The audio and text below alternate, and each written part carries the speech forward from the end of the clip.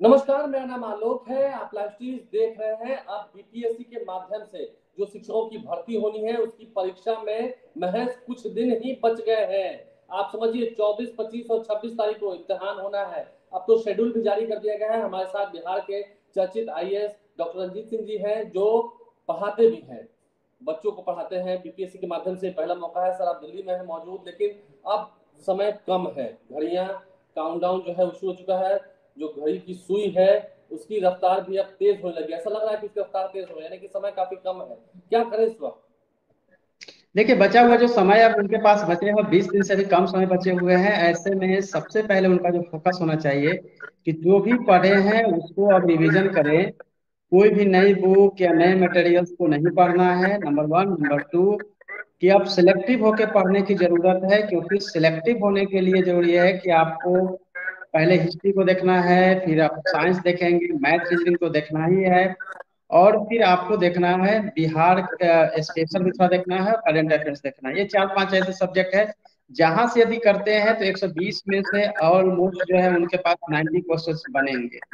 लेकिन अटेम्प्ट जो number of question है वो। क्या आप मानते हैं कि अब समय जो है वो नया कुछ पढ़ने का नहीं है, जितना पढ़ा हुआ है उसी को रिवीजन करने का है?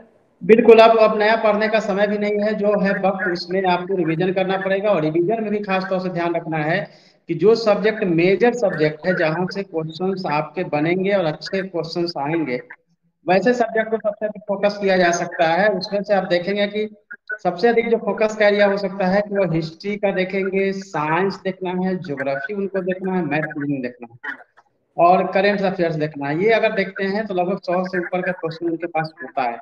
लेकिन बहुत सारी एंजाइटी है स्टूडेंट में कि अब करें तो क्या करें, क्योंकि बहुत सारे ऐसे स्टूडेंट हैं जिनका कॉल्स आता है, बोलते हैं सर पढ़ाई तो कर रहे हैं लेकिन याद नहीं हो रहा है। उनको प्रॉब्लम हो रही है कि उनको याद करने में दिक्कतें आ रही है।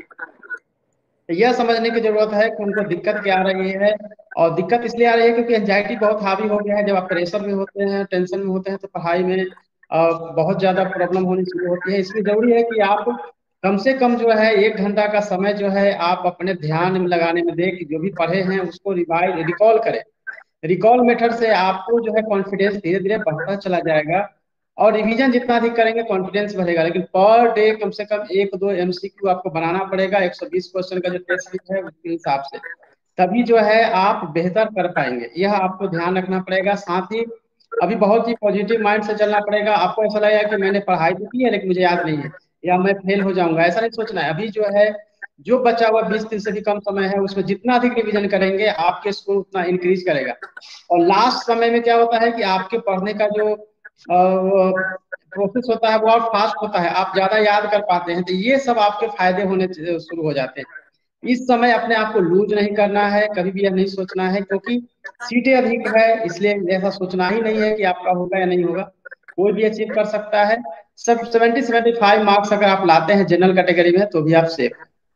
नहीं, जब हम कल ऑर्डर को देख रहे थे, जो शेड्यूल जारी हुआ है, 24 को है, 25 को है, 26 को है, जो 9-10 वाले हैं, जो 9-10 क्लास के पढ़ाना चाहते हैं, जो माध्यमिक शिक्षक हैं, उनके लिए 26 तारीख मुकर्रर की गई है। और उसी दिन फिर जो हायर सेकेंडरी की बात करें, उच्च माध्यमिक की बात करें, उनकी भी परीक्षा जो है 26 तारीख को है। तो आपको लगता है कि समय को लेकर बात हुई थी?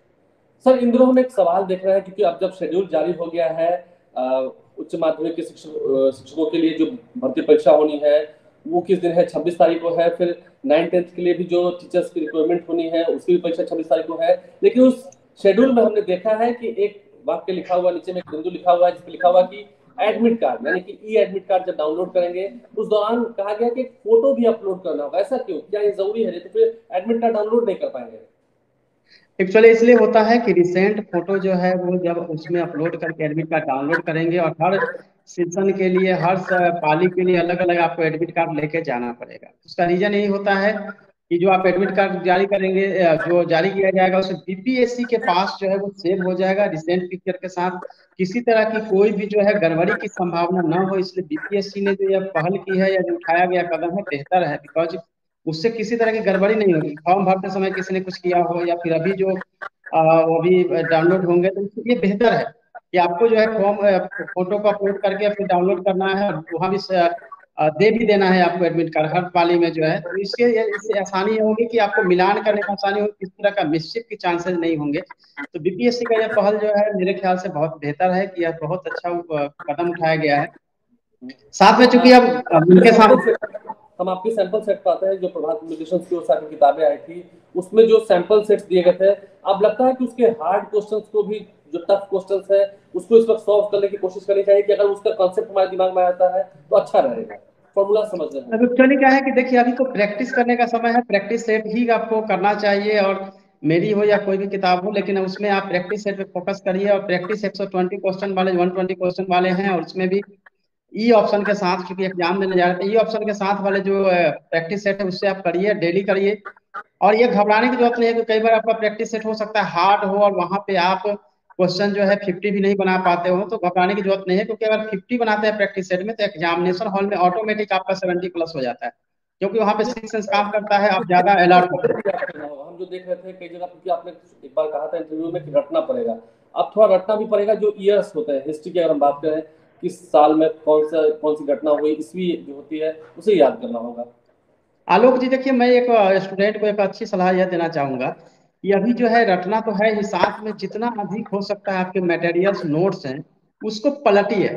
पलटने से क्या फायदा होता है कि इसका मैजिक जो है आप समझेंगे कि जितना अधिक बार उसको पलटेंगे उतना अधिक आपको याद होता जाएगा, और ब्रेन इतना शार्प होता है कि आपको स्कैन कर लेता है चीजों को। तो ये जितना अधिक अगर एग्जाम से पहले जितना हो सकता है मटेरियल को देखेंगे, उल्टेंगे, आप नहीं भी पढ़ते हैं तो बहुत सारे फैक्ट जो है ना, बहुत सारी इंफॉर्मेशन आपको याद होता रहता है। यह मैंने अपने एग्जामिनेशन के समय भी इस मेथड को अपनाया था। ये स्टूडेंट के लिए काफी फायदेमंद होगा कि जितना अधिक हो सकते हैं मटेरियल को एकदम बिल्कुल घुमाते रहिए, खाते पीते सोते जागते आपको पूरा का पूरा समय जो है बिल्कुल इसी के बारे में सोचना है। कोई भी अगर लाइफ में प्रॉब्लम्स है, कोई भी इश्यू चल रहे हैं, तो उसको बिल्कुल इग्नोर कर देना है, साइड करना है, और आपके सामने जो मौके मिले हैं बिहार शिक्षक के लिए बनने का, उस अपॉर्चुनिटी को आपको किसी तरह से जो है कन्वर्ट करना पड़ेगा। और इसलिए जरूरी है कि आपको कड़ी मेहनत तो करनी पड़ेगी, लेकिन मेंटली जो है आपको स्ट्रांग भी रहना पड़ेगा, क्योंकि इसमें आपकी घबराहट एंजाइटी। कुछ लोगों को अभी भी झिझक है कि इंग्लिश सब्जेक्ट को लेकर, जैसे कि आपने कहा कि इंग्लिश और जो भाषा की पेपर होगी, जो लैंग्वेज की पेपर होगी,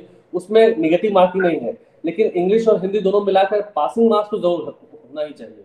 ये एक बड़ी देखिए समस्या पासिंग मार्क्स के लिए तो मैं पहले से ही बताता रहा हूँ कि ये 25 तारीख को एक पेपर देना है, जिसमें कि फर्स्ट सिटिंग और सेकंड दो दो पाली बनाया गया है। दोनों पाली को अगर देखते हैं तो उसके हिसाब से क्वेश्चन तो अलग अलग आएंगे ही।